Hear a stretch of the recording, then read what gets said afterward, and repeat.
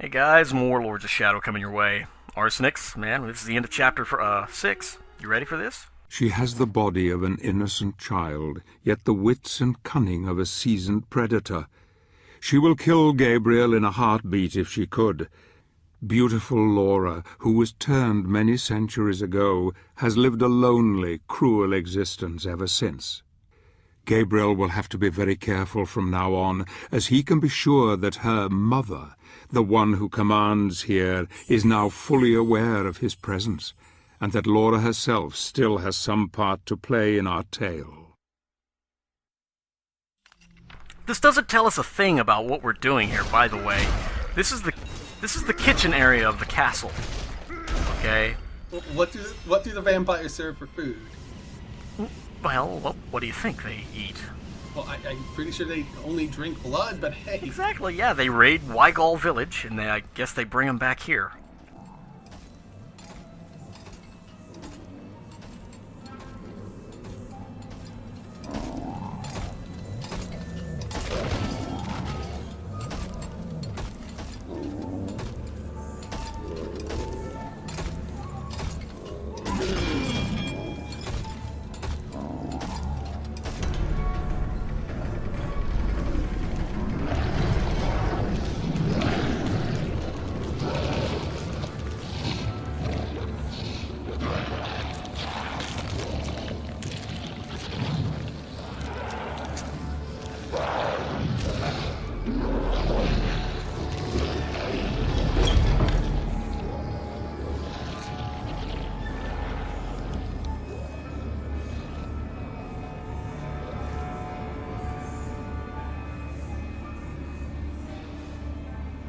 The vampires, man, they may be harsh, but they're economically friendly.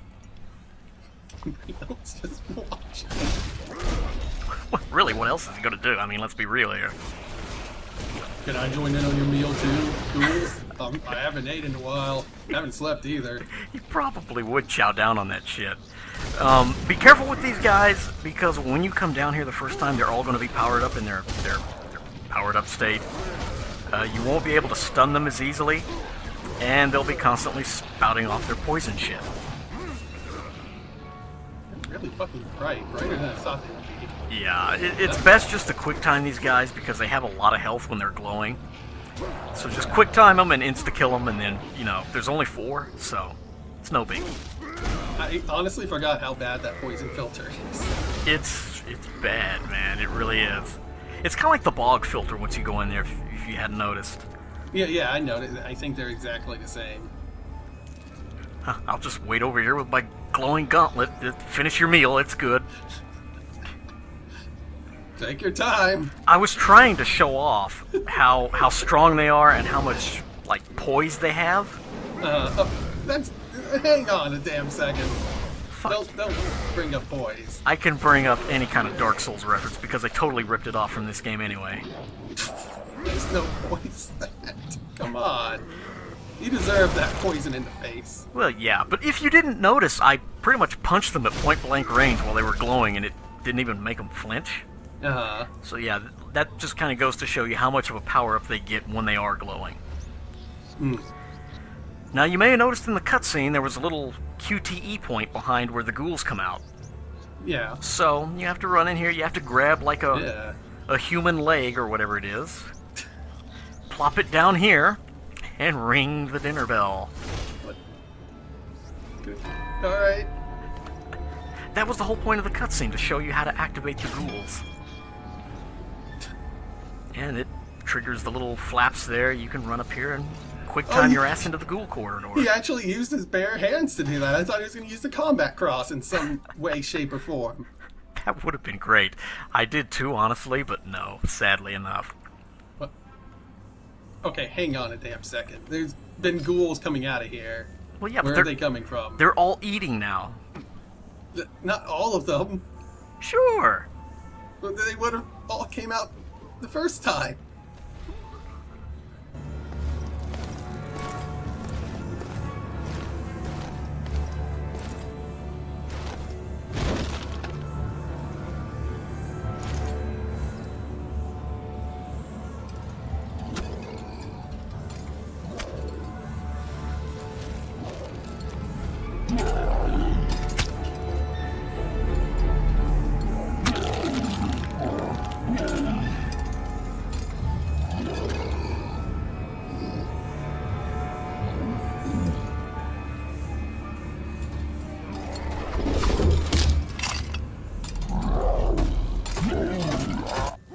Welcome to the boss fight of Chapter 6.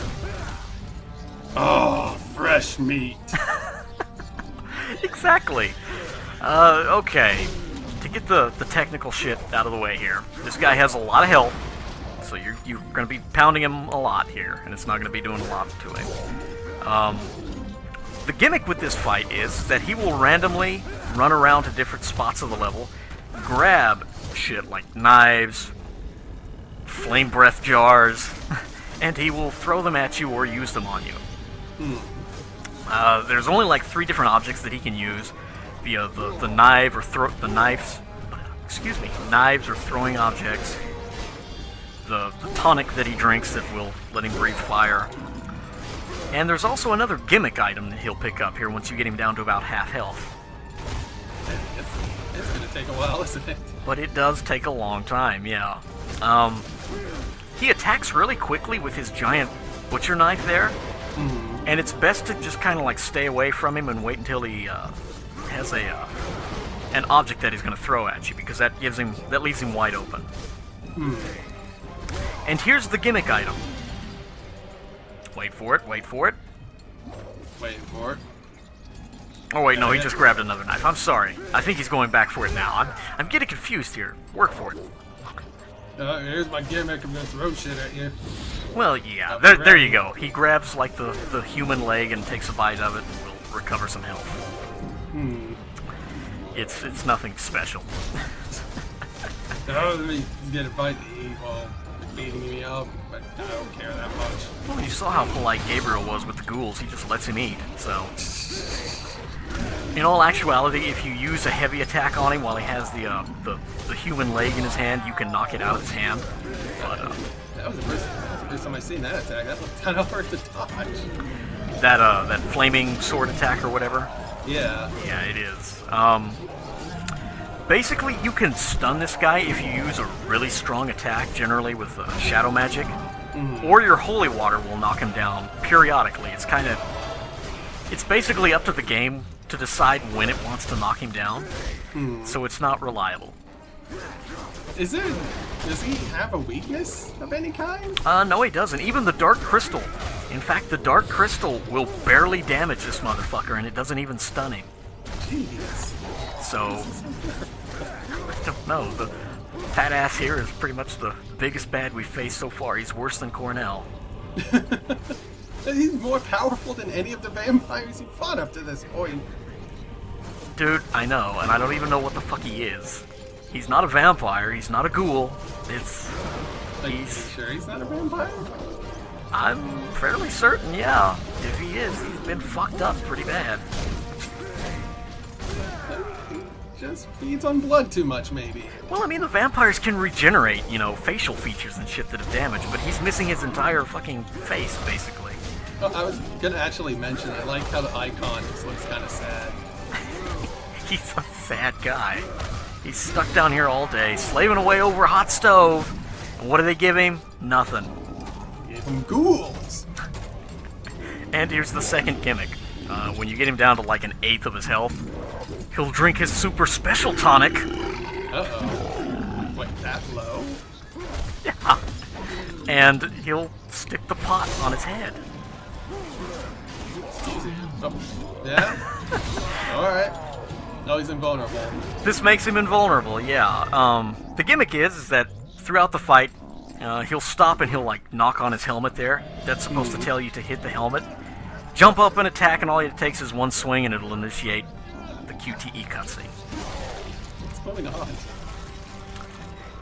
Gabriel, did you like that little smirk that Gabriel got, by the way? I did. That was probably the first major happy emotion that we've seen Gabriel do, and it's in the process of killing something. That blade is barely in... Oh, no, never mind. It was enough to Of course, kill him. Gabriel can swing it without any effort. Well, yeah, dude. Come on, man. Have you not seen what Gabriel has been fucking up with his bare strength? so far? I have. He held up a giant piece of stone with nothing but his little toothpick arms there. Why does he even need the combat cross? It's stylish? I don't know. Fuck. Because it's called Vampire Killer, and it wouldn't be a Castlevania game without a Vampire Killer. There you go. Alright, that works. Oh, I thought we were going to see the cutscene for a second there. Well, I thought about it, but then I couldn't come up with a good censor bar, so I just skipped it. I used Hypercam 2, I used Gabriel's face. What other kind of a cutscene censor is there to use? I can't think of any. So I think you made the right decision. Now fuck all the ghouls' food. Exactly. They're gonna starve. Anyway, yeah, come in here. The reason I use the crystal is because there's another full one in here, which is just lovely. And there's also a life gem, so yeah, we're back to full health. Party on. And we get an upgrade cutscene. Oh, wait, what? An upgrade cutscene. Yeah. Oh, yeah, this. Yeah, we upgraded our health bar. I thought you were gonna randomly get like a combat cross upgrade, and I was excited for a second. I think our combat cross is already fully upgraded, man, so no more of that. No. We are at full power here. We got a saw, we got a rod. What else do we need? What more do you need to kill vampires with? Come on. Yeah. Well, technically steak, but come And fuck on. Fuck that. It's rod. And we have the power of Jesus. Yeah, basically all you need for anything. Nothing can stand at the combined might of Jesus and Rod. So, are we facing the Dark Lord in this chapter? I'm starting to think we're not. No, the Dark Lord doesn't come up until chapter 8. Yeah, we've got a lot more castle exploration to go here. Okay. It's a big... In all honesty, it's a big castle. I mean, that sounds like Castlevania, to be fair. By the way, did you like how I clipped through the door there? Yeah, that was pretty sweet. That was pretty sweet. Oh, it's another one of these puzzles. Cool. More facial shadow magic, light magic switches. This one is at least manageable. You don't have to look at the fucking sun to figure out which ones to hit first. Mm-hmm.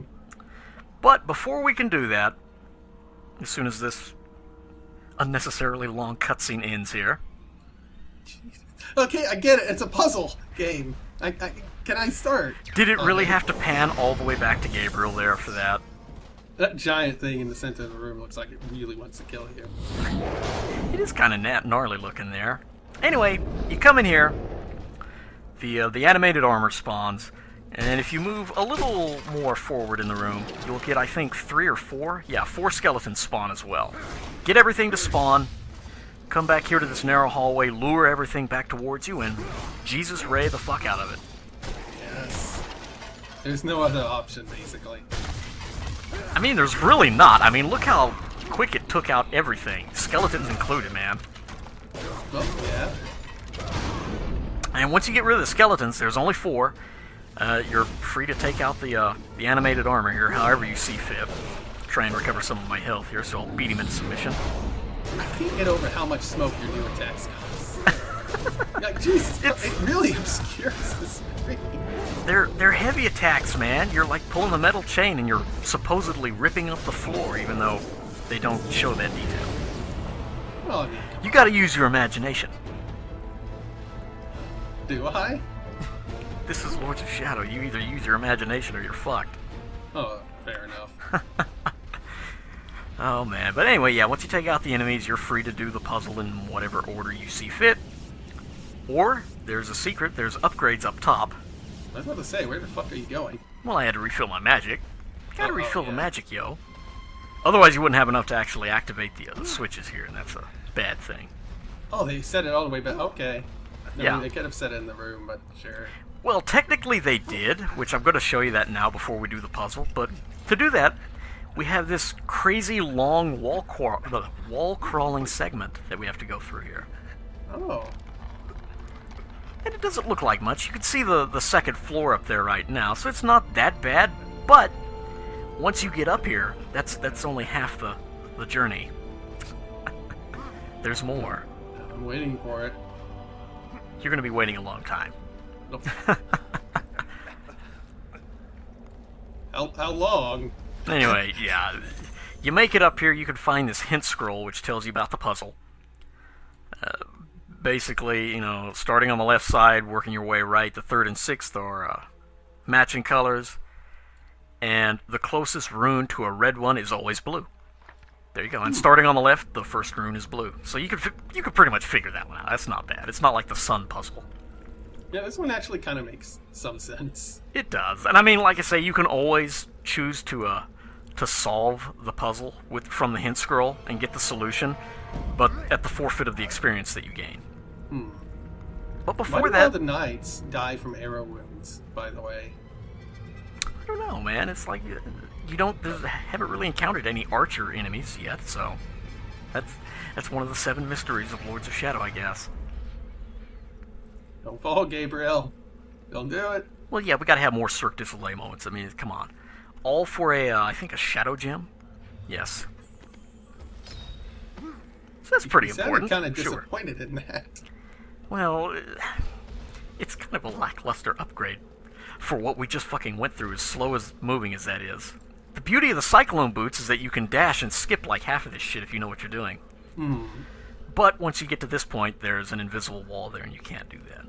No, of course. You can't make it too easy. Come also, on. Watch very closely here. I'm about to fall off, but see if you notice something weird about this. Alright. See that giant jutting out of planks there? Yeah. They're not solid. Well, I mean, he has key telekinesis. You got some laws of physics and reality don't really apply anymore. Gabriel activated clipping.exe at the wrong moment there. No clip? Hell yeah. I'm sure he'll use no clip in a cutscene or something at some point. It wouldn't shock We already did in the Bronner fight, man. What are you talking about? Yeah, exactly. So no clip is indeed a thing. Basically, it runs on the Z-Doom engine. I bet there's a Castlevania WAD out there for Doom. Oh lord, you're probably right, but I don't want to think about that because that would be horrible. Anyway, you can't just jump off either because there's one of those invisible death walls, so you have to like climb halfway down before you can jump off. Come on, that wouldn't be that much higher of a fall. Well, and you can't stomp through the invisible death wall either, oddly enough. That's one of the ones that's really thick. You can't stomp through it. The thickest death wall you've ever seen. Anyway, yeah, I mean, the puzzle is all that we've got left and the level is over, so, final thoughts? Fuck these puzzles, first of all. I mean, this one They're isn't really that bad, but, I mean, it still kind of sucks. They're bad because if you fuck up and you make a mistake like I just did there, it drains so much of your fucking health. Yeah? And on, like, Paladin difficulty, it's gonna take, like, at least a quarter of your health away. For each fuck up. Yeah, that's great. Nothing like being punished for the most trivial mistakes. And it takes away so much magic to activate these switches. But, yeah, whatever. Anyway, that's Chapter 6. The fucking goat door opens, and now we can go further into the castle. Yeah. I don't have much else to add to that. I missed the walks, dude! I missed the triumphant walks! Yeah, well, I mean, I think, like I say, that only happens whenever he does, like, a major area transition on the map. I mean, come on, from 5 to 6, he clearly went quite some distance. It could show him walking through the castle, I guess, sure. Yeah. Anyway, I mean, look, Chapter 7, it's like it's getting shorter by the chapter here. It went from 7 to 4, and now Chapter 7's only 3. Can you picture a book being written, like how Lords of Shadow is going? Like, you have Chapter 1, which is like, I don't know, 200 paragraphs, and then you have Chapter 2, which is like 5. Didn't 50 Shades of Grey do some shit like that? That's a good comparison. Lords of Shadow and 50 Shades of Grey. 50 Shades of Gabriel. That's 50 Shades too many, man. I think you're right. Anyway, fuck it. Next time we're on the castle balcony, man. I appreciate you joining me for this chapter. It was fun. Yeah. At least the vampire chest was cool. Kind of. Yeah, that was the highlight of this chapter. Even if I did have it at about 6 times speed and it still took 5 minutes, but oh well. Oh well, whatever. Anyway, yeah, I'll see y'all for Chapter 7.